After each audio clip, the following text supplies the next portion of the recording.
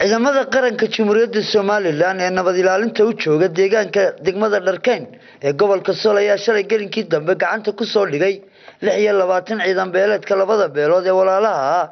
ee dhawaan shaqaaqadu ku dhex martay deegaanadaasi koonfurta gobolka Sool kulan kooban oo lagu qabtay xabsiga dhexe magaalada Laascaanood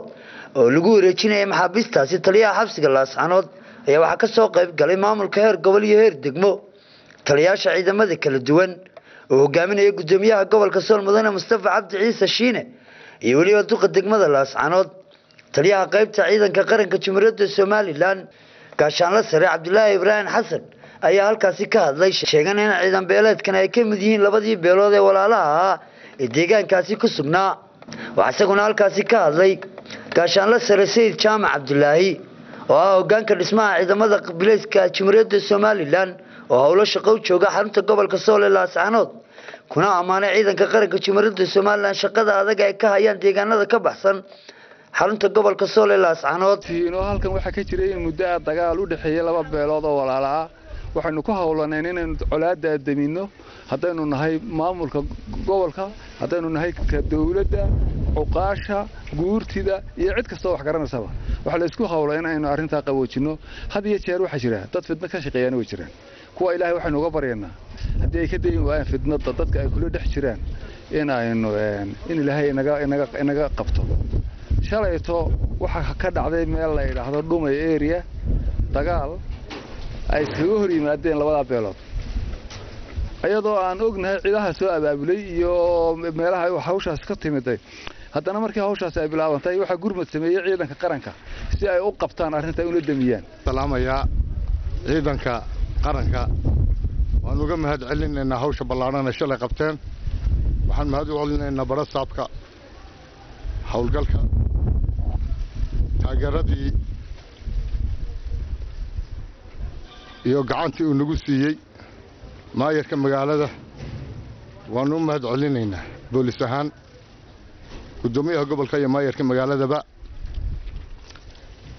annaguna waxaanu ku wareejinaynaa raggaana lagu soo wareejiyey taliyaha xabsiga gobolka Sool waxaan ballan qaadaynaa ka ciidan asluub ahaan in iyaga oo nadiif ah oo maskaxdoodu fayowdahay iminka wasaqaysan tahay oo qabaa'ilkii wixii ay ku dagaalamayeen ay ka meedmeen inay ku dhex noqdaan bulshada hadii waxayaguna ka hadalka mas'uuliyiin kala duwan oo ugu horeeya duqa degmada Laascaanood iyo waliba taliyaha qaybta bilayska gobolka Sool gaashaanle dhexe Jaamac oo sheegeen laga bilaabo maanta ay ka mamnuuc tahay cid kasta isku dayda inay ka hor yimaadaan nabadeynta labada beelood ee walaalaha aad iyo aad baan 100% ugu mahad celinayaa saraakiisha iyo ciidanka 100% waxaan kale mahad gaar ah u dirayaa dadka isku taxallujiyay inay badbaadiyaan nafaha dadka walaalaha haysta iyagana waan u mahad celinayaa hubkii isticmaalkiisu waa madnuuc laba jeer buu madnuuc yahay qarannimada iyo dawladnimada waa ku madnuuc dhaarta beelaha la isu dhaariyay ee nabadda qaatayna waa ku madnuuc labadaba waa ku madnuuc gacantayada qoriga soo galay ee sidaas way adkaaraysaa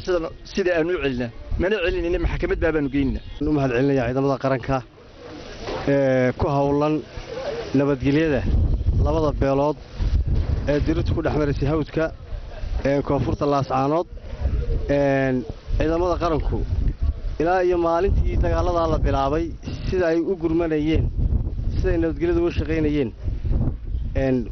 waa wixii ciidanimo loogu doortay aad iyo aad loo mahadsan yihiin talabada reer waxaan leeyahay nin dhintay looma taliya ka nool baa loo taliyaa war dhibaatada hal la iska daayo dilka iyo dhibaatada islaamnimadana kuma jirto inta la dhaarto maalin walba in dhaartii laga baxo oo qorya la qaato wax islaamnimada ku jira oo muslimnimada ku jira maaha nooc tahay cid kasta isku dayda inay ka hor yimaadaan nabadeynta labada beelood ee walaalaha gabagabadii waxaa gudoomiyaha gobolka Sool mudane Mustafa Cabdi Ciise Shiine uu ku wareejiyay mas'uuliyiinta xabsiga Laascaanood 26 maxbuus oo ciidan beeleedkii labada beeloodba ka tirsan wuxuuna baaq u diray labada beelood waxgaradka iyo aqoonyahanka ka soo jeeda oo ugu baaqay inay ilaaliyaan nabadgelyada labada beelood tan iyo inta ay dhamaanayso howlaha nabadeynta ee socota maanta halkan waxaan isku nimi inaanu maaragtay ku kala wareejino maxaabiis ay soo qabteen ciidanka qaranka Jamhuuriyadda Soomaaliland ee fadhiya aaga Dhumay gobolka Sool ciidankaas soo qabtay 26 maxbuus oo ahaa niman dhalinyaro u badan oo doonayay inay maaragtay labada reerood dagaal dhex dhigaan dagaalkaasoo ka dhacay aagga dhumay gubad ka dhacay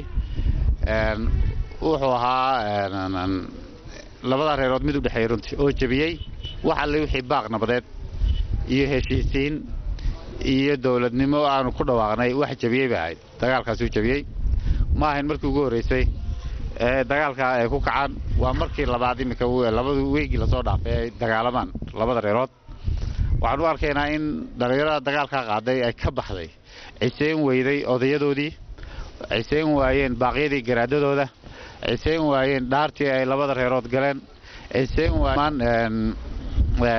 waayeen dhammaan ummadii ka naxday colaadooda ee ku faraxday nabadgelyadooda iyo dhaartoodii iyo suumaadkood ku faraxday ay ciseen waayeen